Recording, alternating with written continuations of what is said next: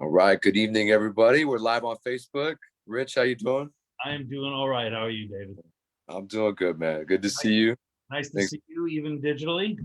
Exactly, man. It's one way for us to keep connected. We're able to do that weekly, which is great. Yeah, yeah. We're missing our co-host, co-founder, Greg Nemeth. He is at Lenten services at St. John Armenian Church in San Francisco, which began this evening. So many blessings to him and the faithful of St. John and all of our respective churches as we enter this Lenten season. Right. Mm. Yeah, and I think he's David. If you're right, if I understand you right, he's going to be tied up for the next handful of weeks. So we're going to adjust our schedule. Exactly. We haven't quite figured all that out, but just know that if you pay attention to us on social media, we'll give you the updates and we'll give you a full schedule for the next few weeks coming up shortly. So pay attention to our Facebook and we'll get that soon. Exactly. Well said, Rich. Definitely we'll have a special Lenten schedule due to the, what's it called? Like you said, due to the services on Wednesday nights. We'll go from there. Yeah. I'm sorry, I don't know why it's doing that. I hit the mute button. Anyway, so all right. Well, you know what? Today, even though it's just the two of us, we have a lot to cover. There's been a fair amount of news. Strange enough, it's been a little bit quiet. Even though there's been a lot of stuff happening, I haven't seen the same kind of bombast that I've seen in the past. Yeah. It's almost concerning in a way. I was feeling that. I'm not sure how you feel about it. It felt a little bit concerning. Hold on a second, Rich. I'm not seeing the video. It says we're live on Facebook, right? I'm not seeing it on the page. I have it here. Yeah. Sorry, guys. I'm trying to share it from my Facebook and I'm not seeing it. So as the gripe with Facebook continues, That's right. I guess I'm gonna have to share it after the fact, but I'm not seeing it on the page. It's very strange. Well, I did okay, so there we go. Well, I shared to mine, so anyway. No worries. Oh, here we go. There it is. There it now decides to show up. Thank you. Thank you guys for bearing with me on that. I am sharing. Before we get into the news, David, let's talk a little bit about who we're going to be fundraising for tonight. Over the past handful of months, we've raised a pretty substantial amount of money, surprisingly enough for such a small ad hoc group like what we're doing. But we've been able to raise, with everybody's participation and help, we've been able to raise, how much is it now, David? I think it's like, yeah, it's over 7,000. I could give you the exact amount in a moment, but yeah, it's really since November 4th, I believe, when we started fundraising live on the program every week for a number of different charities, nonprofits, including AGBU now. And it's been phenomenal, the support we've received, as you said. So over $7,000 we've raised in funds for these various organizations. The largest being for the Armenian Wounded Heroes Fund, right, for understandable reasons. We want to make sure to support the soldiers that defended Artsakh in Armenia, as they did, many giving their lives or suffering very, very grave injury. So it's very important and so we're grateful for everyone. Excuse me, it's 6,300.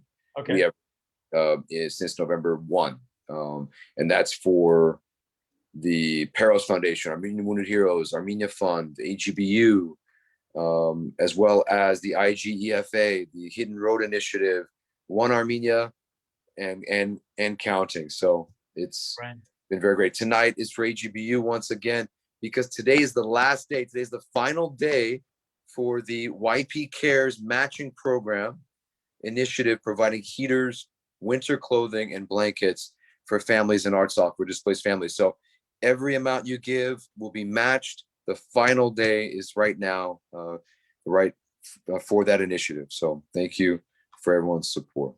So, and to David's point, there is a donate button right on this page, right on this live. You'll be able to see it right there. Every amount helps, and we don't don't really want to get into being, the sales pitch or anything, but it is really important, and we really need your help.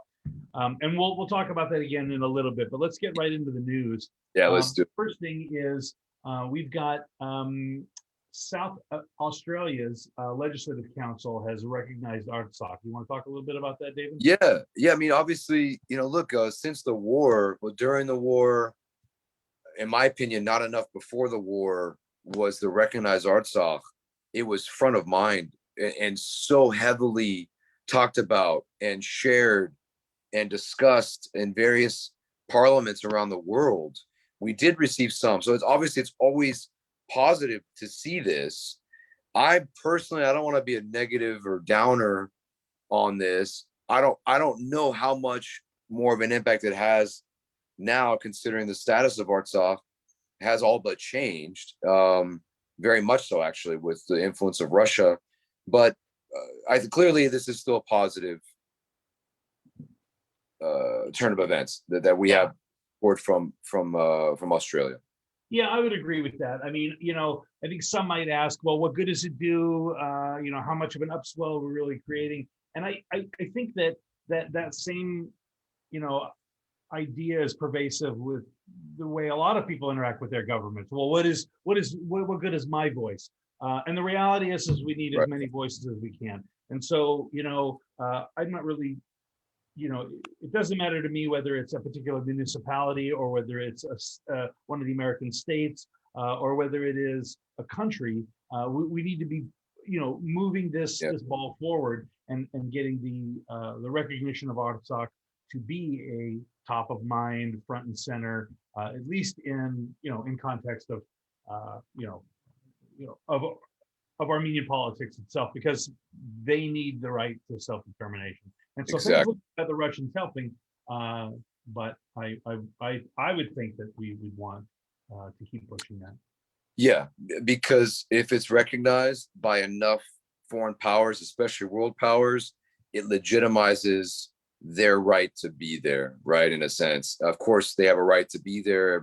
Every human should have the right to life and freedom.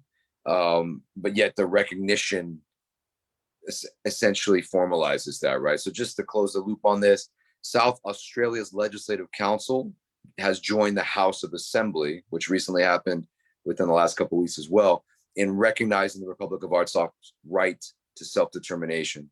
It was a historic motion that passed on Wednesday, earlier today. So there you go. I think that's great. The next one is that Japan is providing some aid to Armenia. Do you want to talk a little bit about that one? Yeah. So again, this goes along with more foreign support. The more foreign support, I think, the better, right? So with this word just was announced today that Japan is also going to be providing 3.6 million worth of aid to Armenia. Obviously, we need to continue to pressure our government and the new administration and the new Congress to do more in terms of providing aid from our country. Yet I think this is very, very positive news that Japan, I don't think of Japan having very close relationship with Armenia. Maybe they do, but this is very positive. Very positive news, I think, that more foreign aid is coming as more and more is needed. Right. Yeah, I would agree. There's a lot even in this article here where it talks about, the UK will be soon opening a new embassy in Yerevan. The former president, is making comments on Nagorno-Karabakh, and this line here I find pretty cool. That the Japan's emergency aid fund will provide triple the amount of aid to Armenia compared to Azerbaijan. I think that's necessary right now. Absolutely. I think it's great that the UK is going to be opening up a new embassy. I think ultimately what we need to do, let me get out of this share for a second so we can actually see each other again. And again, I'm going to post these links up on the feed here, so anybody who's watching, you'll be able to follow along with this week's news. And I encourage you to do that even outside of our our sphere. But yeah, I think to your point earlier, I don't know exactly what the relationship is like between Japan and Armenia, but I would think that the more we have, the more voices we have from all over the globe, investing in Armenia, the better. Absolutely. Because Absolutely. we need, and I've been talking about this for no less than a decade, that we as the diaspora and as Armenians, we need to develop as many relationships that we can outside of the Armenian community, because we need allies. We just do. The old trite saying that there's no I in team. Well, there's no survival without multiple players in this game, and life is a team sport, and we really have to Yeah. see the strengths in each other and develop those relationships in order to survive. So I think it's really excellent that that Armenia is going to get more aid from Japan, and I suspect that we're going to be able to provide them a lot of good stuff in return. So Yeah, absolutely. Well said. on that. Yeah. I guess transitioning now into a even heavier topic, and one that Rich, you, me, and Greg have discussed, and we're going to definitely be spending more attention, more time on in the coming weeks, is the prisoners of war situation, as well as the remains of fallen soldiers, which I think one of the biggest problems with this situation, aside from Azerbaijan's blatant disregard for any kind of human decency or adhering to any kind of agreements, there was no timeline specified in the 9-point agreement signed on November 9. There was no timeline specified to return of POWs and the return of remains of fallen soldiers. And that's just unacceptable. We're seeing that continue to drag on and on. Well, I mean, it really seems, and I wasn't in the room, so I don't know, but it really has the appearance of being hastily put together, at least on our side. Like, in other words, Yeah. I can understand that that in the pressure cooker that must have been the negotiation process. Well, I imagine some people would argue that that's not true, but I don't want to go into that just yet. Sure. My 2 cents is that if this was put together, this arrangement was put together by an outside source, like let's say Russia or Azerbaijan or Turkey, and if we did not have much of a say in it, we certainly didn't come to. And when I say we, I mean Armenia and the government in Artsakh. They certainly did not show up with okay, well, what about this? What about this? And I think they were just playing defense. And if that's the case, then this whole thing just seems like it was hastily done. It just seems. It seems forced on Armenia. Yeah. It's forced on Armenia and Artsakh. So look, and unfortunately, in looking through this news item, I'm not really encouraged by this. This was a phone call. This was a phone conversation between Pashinyan and Putin regarding the concern over the fact that Azerbaijan is not fully complying with returning the remains and returning the prisoners of war, which, by the way, I don't think there's any conclusive evidence about how many POWs still are out there. But right. I've seen things or headlines that there may be hundreds of them still, soldiers and the civilians. And this is just absolutely unacceptable. And, thankfully for the intervention of the Russian peacekeepers, the ICRC, the International Red Cross, is working on it. But more needs to be done, and it needs to happen faster. And I don't know, where is the OSCE in this? Nowhere to be found. Like, they're having video conferences with both foreign ministers of Armenia and Azerbaijan, but nothing concrete is happening. We don't know the actual results of it. Apparently, the ICRC representatives recently saw and met with captives. Okay, we don't know much about their condition. It has to end. We have to keep the pressure on our government as well to try to do more, on our respective governments to try to do more and speak out against it. So right. Well, and I think this speaks to something that we talked about early, which is that there hasn't been a whole lot of information this past week or so. And I think it's odd because, during the war, we were inundated with news. And the irony of it is that we were being inundated with news, but there wasn't any action on behalf of the governments that we had hoped would intervene and step in. Because, most of us have been raised with this idea that, well, when the genocide happened, they just didn't know a whole lot because there wasn't a whole lot of information getting out because the Turks had locked down all the information flow and they locked out people from coming in and reporting on it. And so obviously, the more we know, the more people are going to want to, stop this. Turns out that's not true. Even when governments know, they're not going to do anything about it. America was busy with an election. Everybody else was busy with COVID. And so what I find interesting is that the news has slowed down and we're getting even less information than we were getting before. Now, maybe some people are getting some other information. So, I mean, it's a little bit, I understand that maybe some of us, some of the folks who are watching maybe saying, well, listen, we're paying attention to a news, a show that aggregates content. But what we're trying to do is bring you everything that we know as much as we know and have dialogue about it and engage with our public. Exactly. So, I'd like to see more information coming out. But I'll tell you this, the idea that first of all, I know that, there's problems going on in Russia with, Putin and the man who was his opposition leader and all. There's some trouble there. But I don't know about anybody else.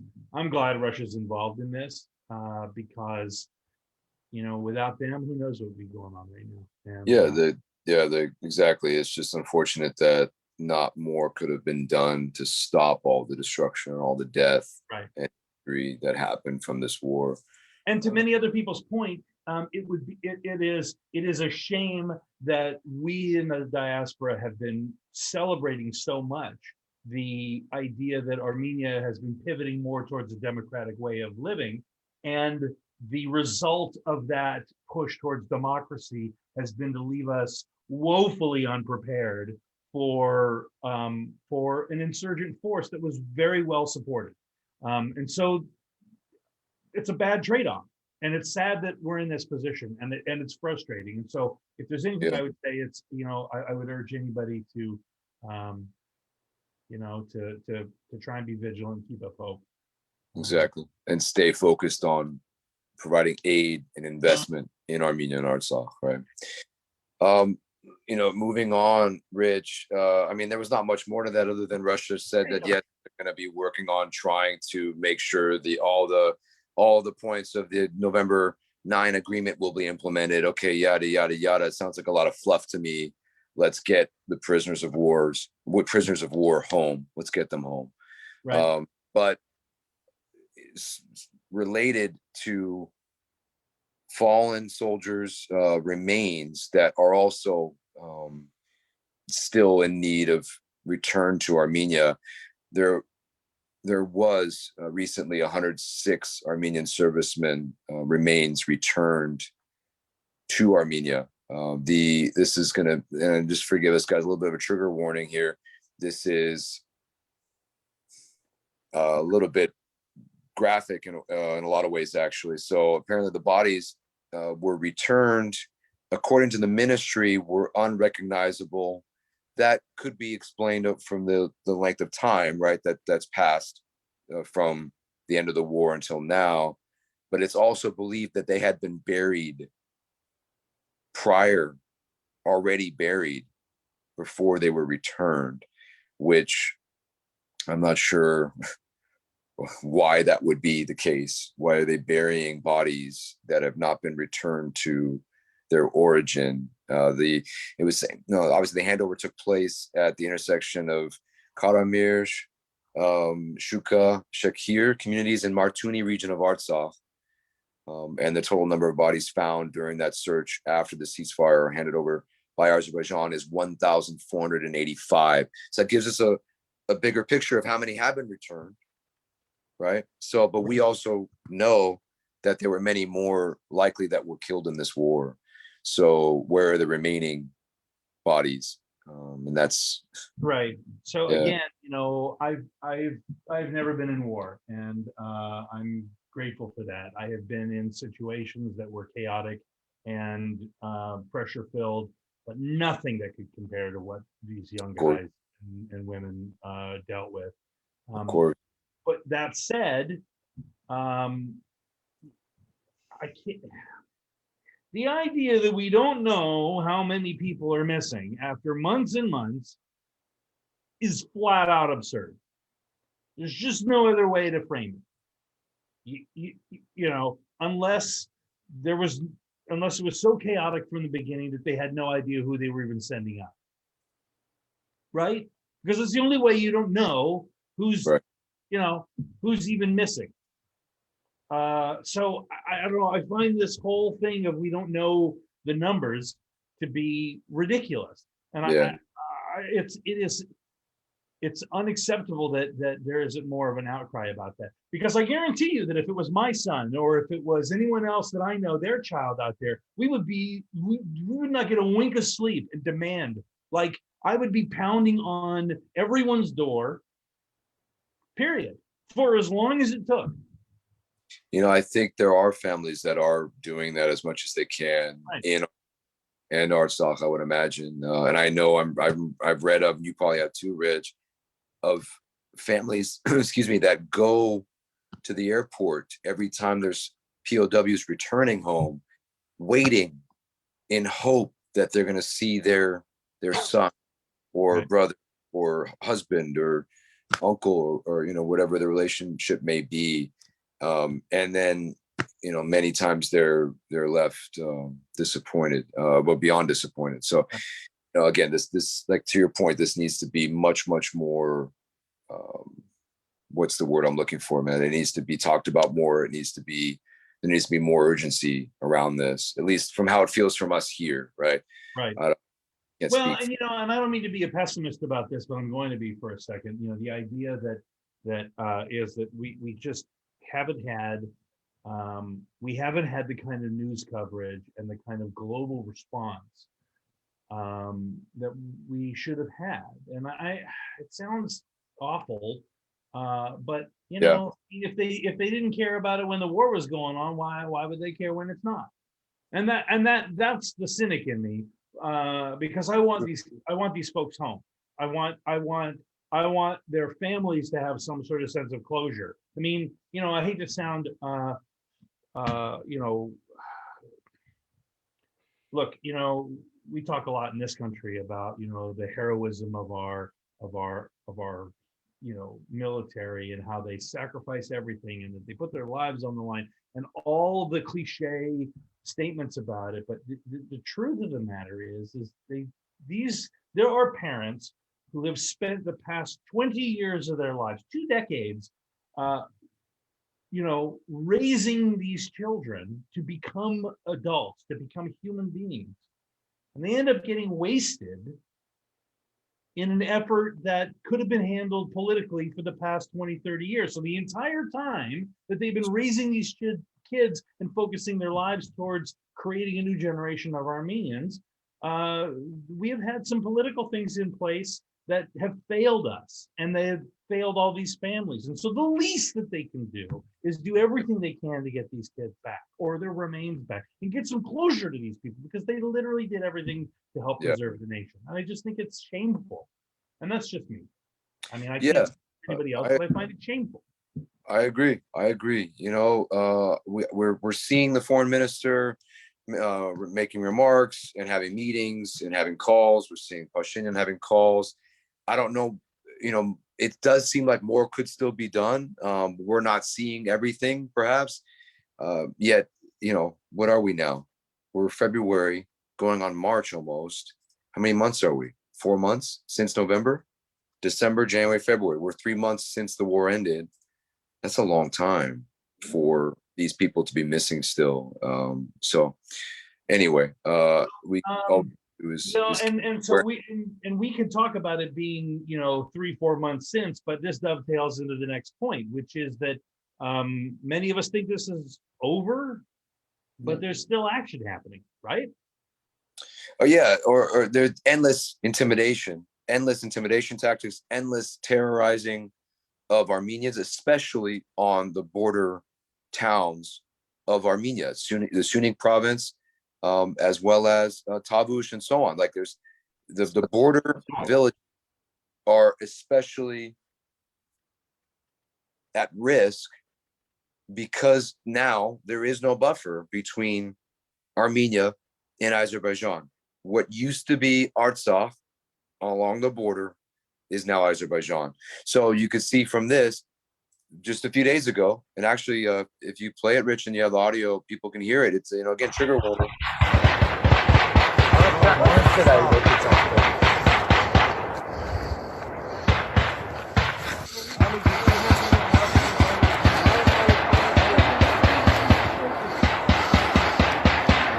Kırakek. Esa magazinleri fakirleri asmışım merak karakter. Yeah, I mean, if that doesn't upset you, I'm not sure what will. Again, this is intimidation, terrorizing these Armenians at the border, firing into the Armenian towns and villages from the Azeris soldiers. So the Armenian human rights defender, Arman Tatoyan, he was regularly receiving messages about this, about locals who are angry and nervous about the repeated shootings by Azerbaijani soldiers. So look, they're not trying to incur perhaps, but they are terrorizing and intimidating continuously along these border villages, especially. It's unacceptable. It's unacceptable. Right. Well, we always try and look for some glimmers of hope and some positivity. And I know that, our Armenian history is fraught with tragedy and, a lot of question marks, whether it be from outside invaders or sadly from people on the inside who want to do us harm. So it's important to highlight some positive stuff too. And so we're going to pepper those things throughout. And one of them is that President Sarkisian is back, from his COVID treatments and is recovering. So yes, that's a pretty good development, I'd say. Yeah. He had COVID. He was hospitalized. Was getting treatment in London. He just returned from that, and he's getting right back to work. He's cold, and the next point we're going to get to, you could see him walking off the plane, returning back to Armenia. Returned to Yerevan within the past weekend. So he's already getting to work. He's calling an emergency meeting of the Hayastan All Armenia Fund board, which he serves on, as well as a number of other officials within the government. It's not really clear exactly why he's calling this emergency meeting, but he announced today that he's calling an emergency meeting of the governing board of this Pan-Armenian charity. Now, 2 months after criticizing the use of funds raised by the actual Armenia Fund during the war. The criticism largely came from the large sum of funds being given straight to the government. Again, I don't know of any reports of money being misappropriated or allocated. AGBU, among other organizations, have verified that, for example, AGBU's 10 million that was sent for humanitarian purposes was used properly. With the YP Cares as an example, providing heaters, we learned that the Artsakh government was actually providing heaters already to many, many families. That was coming from Armenia Fund. It's just this emergency meeting just raises some questions, right? Why is there a need for an emergency meeting? I hope that we don't learn of anything that was done inappropriately or misappropriated from this. Yeah, I mean, the positive thing in this is that throughout the war and throughout the war efforts by everybody in the diaspora, there was a very quick sort of galvanization. There was a quick focus, which I found really helpful and inspiring. Early on, one of the great things about our fragmented, spread throughout the world nation, yeah, is that, you can be in a bodega somewhere and you can hear someone, or you can even look at someone and see the 5 o'clock shadow and go, they're Armenian, and it, and we immediately connect. Like And I think that same spirit, that's right. Look at you. It's like a little bit. part of our This, uniform, right? it's a little bit more than 5 o'clock, but yeah. Anyway, sorry, man. The good thing is that we're always ready to do something. You know what I mean? We're always ready to move forward, and we're always ready to roll up our sleeves and go for it. And I think the great thing is that we galvanized around this particular issue, and we narrowed it down to, okay, you need to donate to Armenia Fund. Let's make it simple and let's get everybody going. There were lots of different drives. There were a lot of different things. I know a handful of people that did some really amazing work, especially out here in Rancho Cordova. We have an enormous Armenian community throughout South Sacramento, but in Rancho, it's a big deal. And I know some really great people, Hilton, Vartan, a lot of Daniel, a lot of them did fantastic work. The flip side is that we want some accountability for where our money went, and I don't think that's unreasonable, because the whole purpose was not just to inflate Armenia a little bit. It was to help the people who are in need, and I trust that they're doing it. But I am curious about why there's this emergency meeting, and I'd be really interested to find out what the story is. Yeah, the comment, and just to close the loop on it, the comment from President Sarkisian is that he's planning to convene this special meeting of the Board of Trustees to discuss issues related to the fund's management and activities and find solutions to them. So it seems that the way it's being managed may have some things that need some work. And just keep in mind, everybody should know the board is actually headed by Sarkisian, the president of Armenia, and comprises Armenia's other top state officials, as well as diaspora philanthropists. So it is a government diaspora half and half partnership. So we'll see where this goes. Obviously, it is important to, like you said, man, just to stay focused on the allocation of funds, and then make sure that it's going to the right place, and focus on transparency. But it was really phenomenal and amazing to see the galvanization as an entire global diaspora around that one cause. That really was amazing. Yeah, during the war. Yeah, so let's move to the next topic, which I find interesting, and I we've talked a little bit about gratitude for Russia and Putin, specifically the involvement in brokering this ceasefire, stopping the bloodshed, and even though it came at a terrible cost, and I don't really want to dive back into the nuance of that, but because we are where we are, and there's a lot of people who can give their 2 cents, and Armenians are not short in their capacity to give their 2 cents about them. However, there's an interesting development in Karabakh, and I want to keep saying Artsakh, but they are talking about making Russia the official second language, which if they're going to be protecting us, that doesn't sound like a bad idea. But maybe we have some members of the talk a little bit online about what they think about it. I don't know. What do you think, David?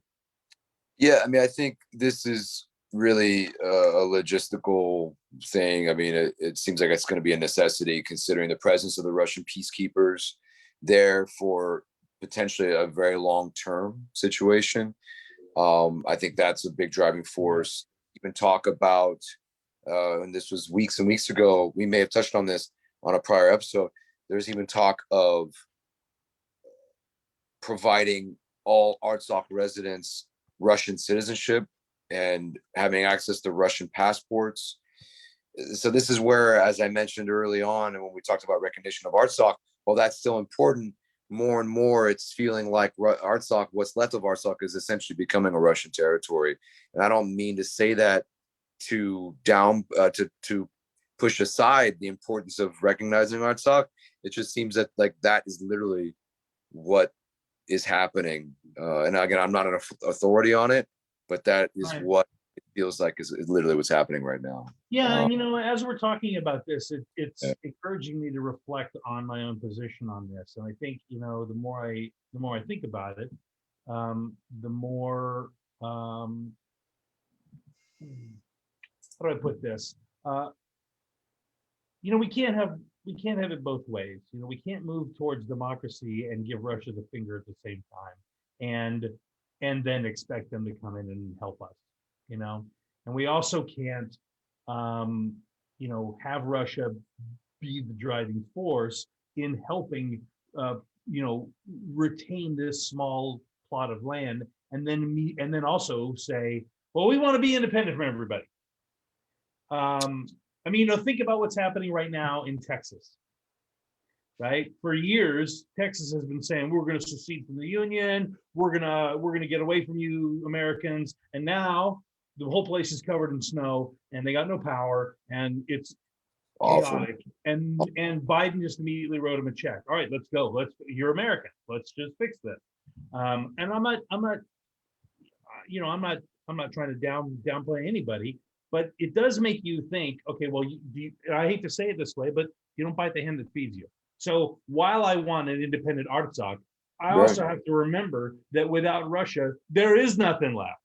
You're absolutely, I think that's the biggest piece to this. Unfortunately, yeah, Artsakh is relying on the assistance, more than assistance, more of the lifeline that Russia is providing. So with that said, it makes sense to have this additional, formalization of Russian influence in a lot of ways. So we'll see. Yeah. Another way that Russia's been helping is there's been a steady escalation of the sort of clampdown on people going into Artsakh and, people visiting sites and the exploration of, I just have to say this. Armenians have been in that land since before Christ was born. And the fact that we have to ask permission from some other government to go into a land that we have occupied since before Rome was created is offensive to me. And it's ridiculous. But here we are. However, what has been happening is more people are being allowed to visit, at least intermittently. And what was the latest one, David? There was I'm not sure we could say more have been allowed. I think it's actually less in this case, or there's more restrictions, right? We touched on it last week how the Azeris, which now they now occupy this land where the historic Dadivank monastery resides in Artsakh, or formerly Artsakh. They're now making it much harder for Armenians to go to church and visit this historic Dadivank monastery. Maybe we can play the video for people to see too, Rich, if that's okay. So people, you can see 15 Armenian pilgrims were allowed to visit. To your point, Rich. Now we have to be allowed to visit. The Russian peacekeepers are there to guarantee the safety of Armenians visiting. They're also there to guarantee the safety and security of the actual monastery. Yet we are now seeing restrictions. There's word that the list of Armenian names have to be provided to the Azeris before they're allowed. I saw comments from people. I don't blame these Armenians that are posting comments on that news. That isn't that a safety threat to those people to share their names to the Azeris? I hope it's not. I hope that there you go. So there was a nice service this past Sunday.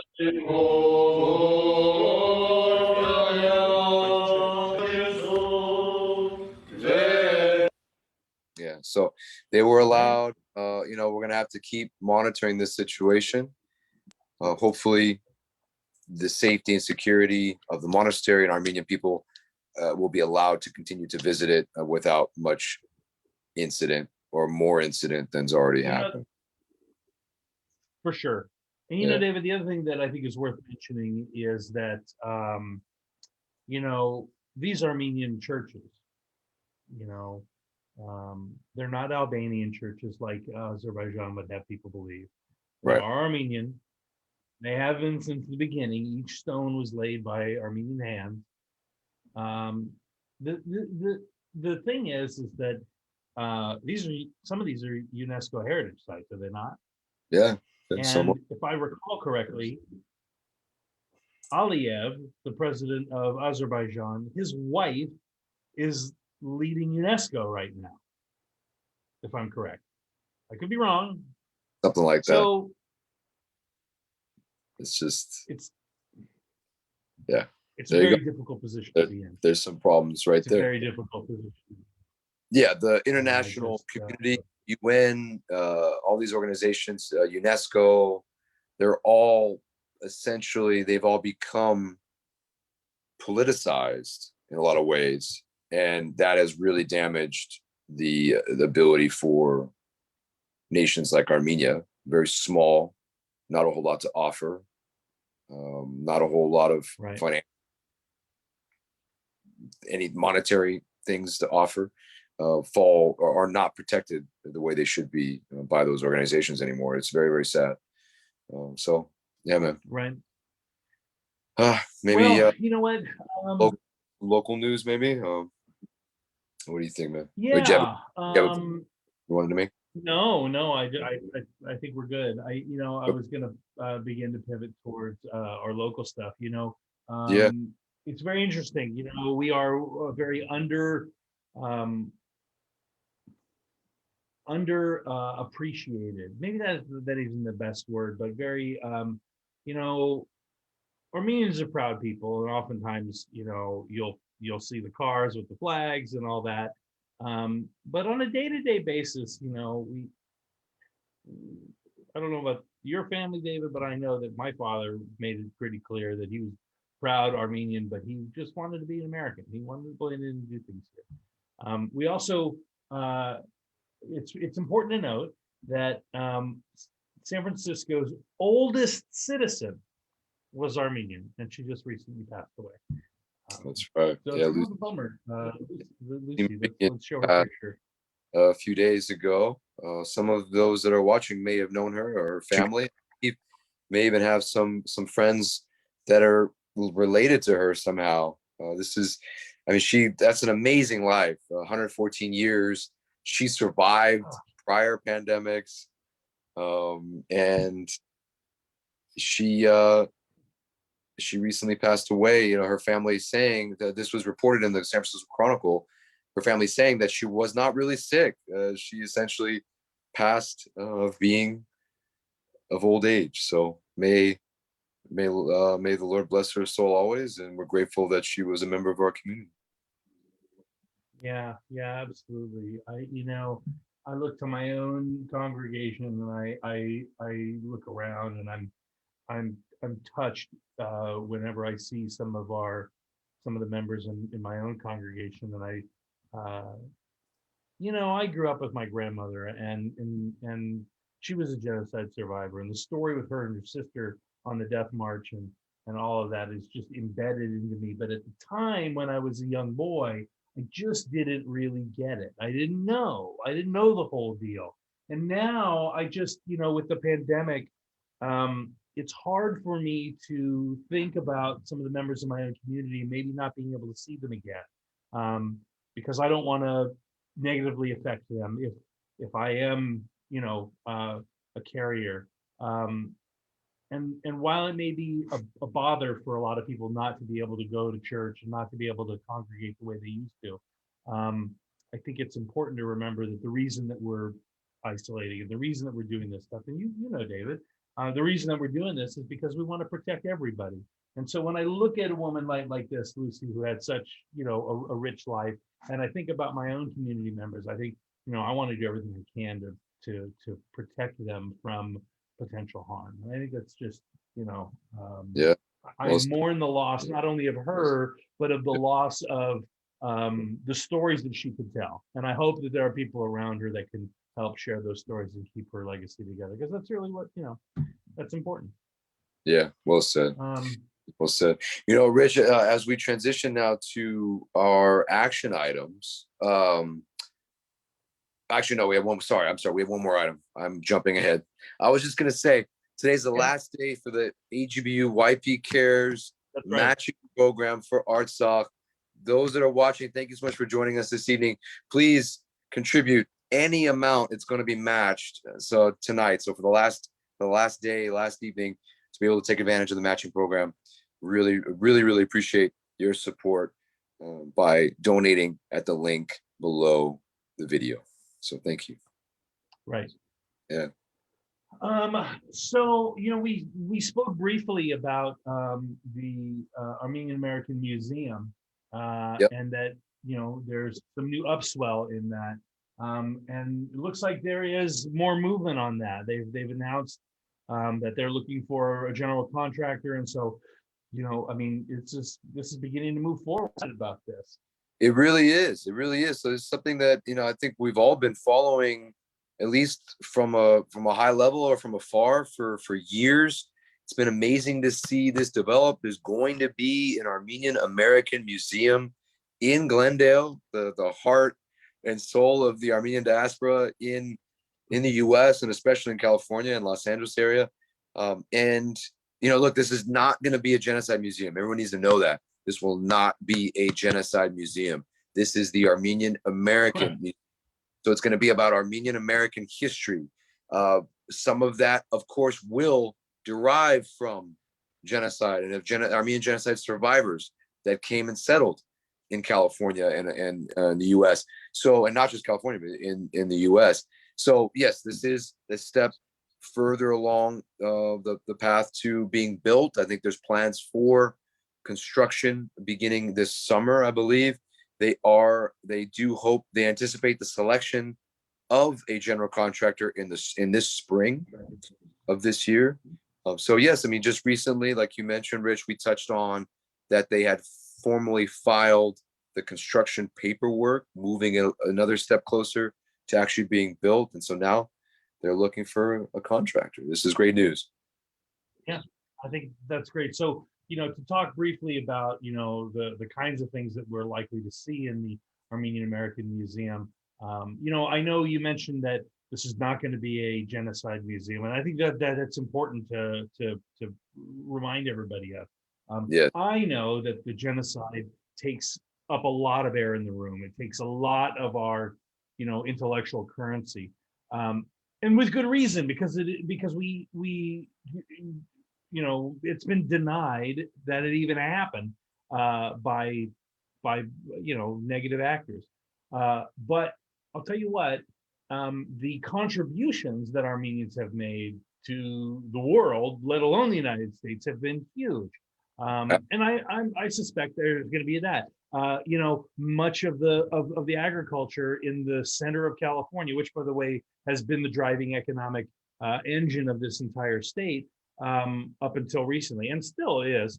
A lot of that has been driven by Armenians.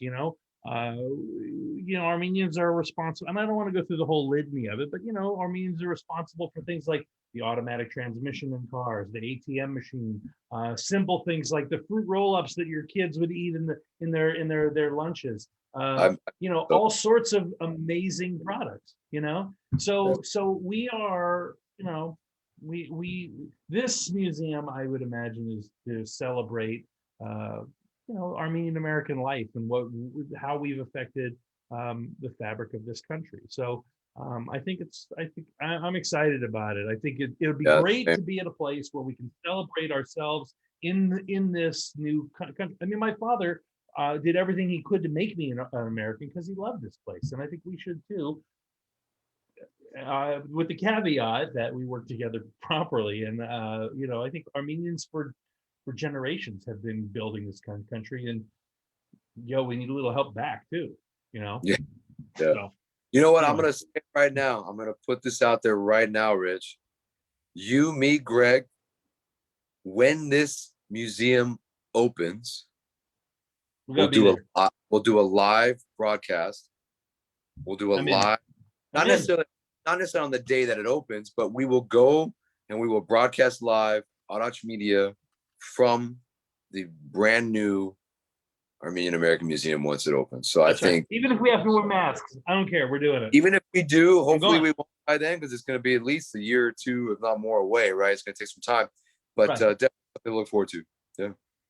Yeah. On a side note, can you imagine what new building codes are going to be like? They're going to have to put in like crazy HEPA filters and stuff like that. And Yeah. I think that'll be part of the, what it is moving forward. Yep. But, as we start to wind things down and start to pivot, let's talk about ways that, anybody watching, whether it's live or in the recorded versions, are going to be able to help activate, right? Exactly. We've got two fantastic organizations that are working on our behalf. And if we continue to engage with them, they will help to do the things that we maybe not have time to do every day. So we're talking about the Armenian Assembly of America, and we're also talking about the Armenian National Committee of America. So we've got two different organizations that have a political and social wing to them. And so we're going to put up some links right now on how to engage with them. Is there anything coming up that we should know about, David? Yeah. So look, let's keep it simple. There's a number of issues, of course, calling out the treatment of Armenian prisoners of war and the trying to get our own government to do more to speak out against the aggression by Turkey and Azerbaijan.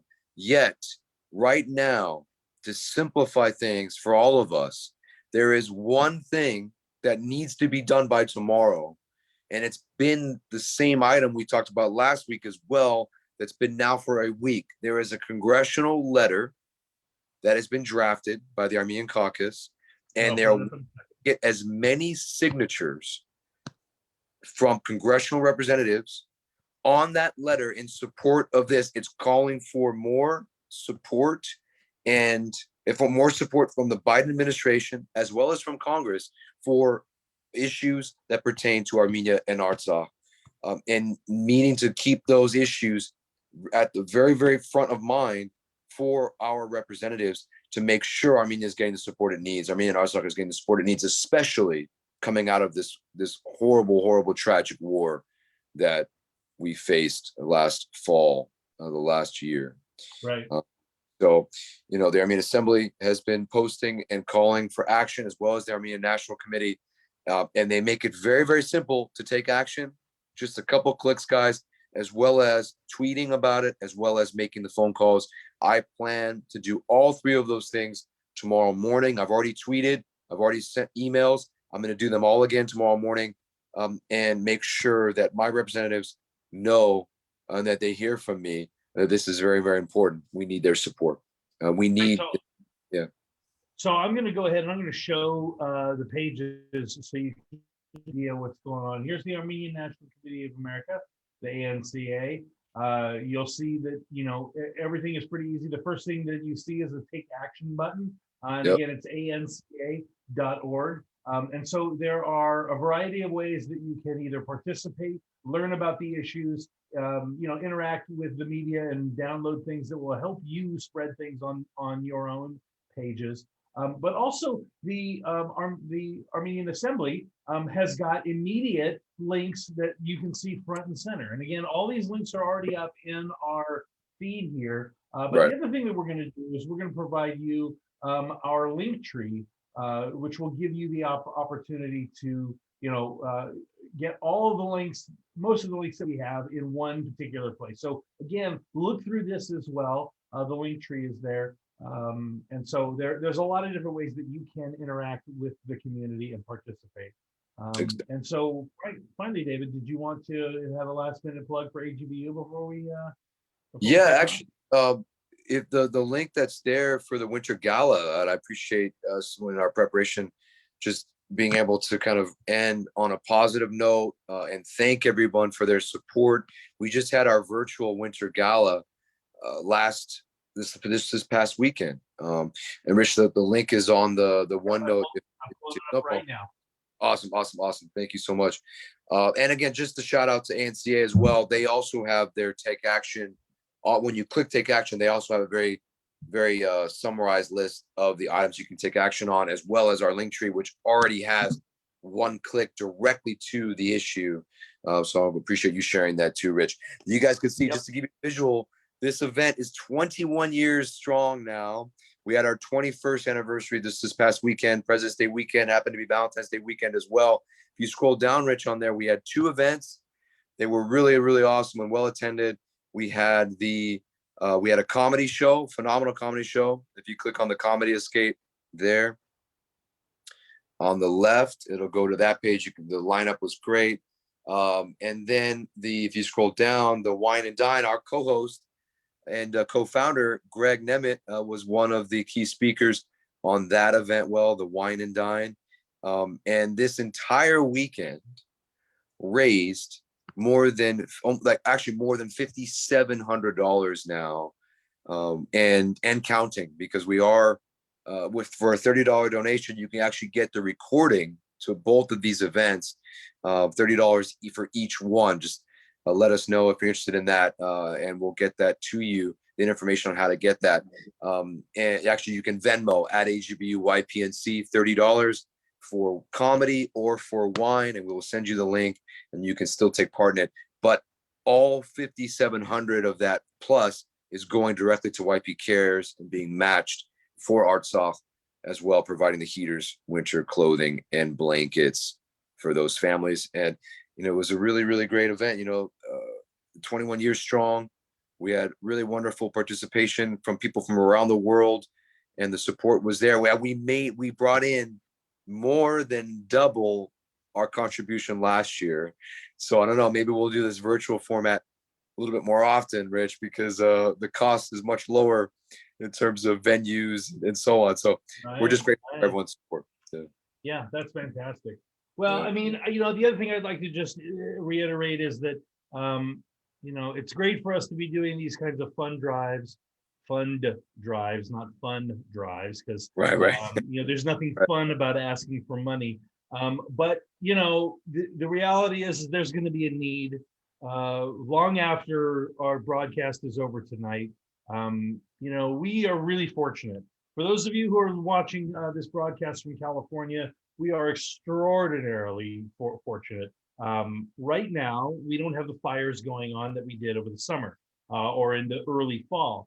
But we are also not like Texas and Oklahoma and many other parts of the country that are under snow, and don't have any power and below freezing temperature. Yeah, it's no joke. It's no joke. And so, that said, think about what it would be like if you were displaced from your home in Artsakh and you were dealing with an occupying force, and you have no more belongings, and it's snowing outside, and now you have no income because your job is gone, and the list goes on and on. So, the $20, $40, $100, whatever it is that we spend in helping these people goes a long way to literally fueling their lives. So if we can, let's donate what we can, because it's really important. So I just want to say thanks to everybody who has donated. Thank you to you if you're going to donate, and I appreciate the work that the AGBU has been doing. So please hit that donate button. And also, you know what, if maybe, let's say, technology isn't working and you're watching this, not live, and you don't know how to donate, just contact David or I, or even Greg, bother him a little bit, and then we'll find a way to we'll get it taken care of. So there's a direct link. There's a direct link as well as a Facebook fundraiser. So whatever way works best for you. The matching program is formally ending today. I'm sure there's still going to be opportunity for people to donate long after, of course. And it is great, like you said, Rich. So thank you everybody for your support. All right, I guess the final thing is we're going to be coming up with a new schedule, at least for the next few weeks through Lent. And so, stay tuned on social media, and we'll be releasing a little bit more of that. We're talking about moving to Sundays. So prepare yourself for Wednesdays, Sundays, something or other. We'll figure it out. But just know that, what we're trying to do is bring you, the best news, the best discussion, the best guests from all over the world, and present it to you in a way that hopefully is fun and engaging, and you can participate in your culture a little bit more. So Exactly. anyway, with that said, Yeah. Yeah. Thank you for tuning in. Have a great evening. Yeah, all right. thank you. Take care, everyone. Yeah.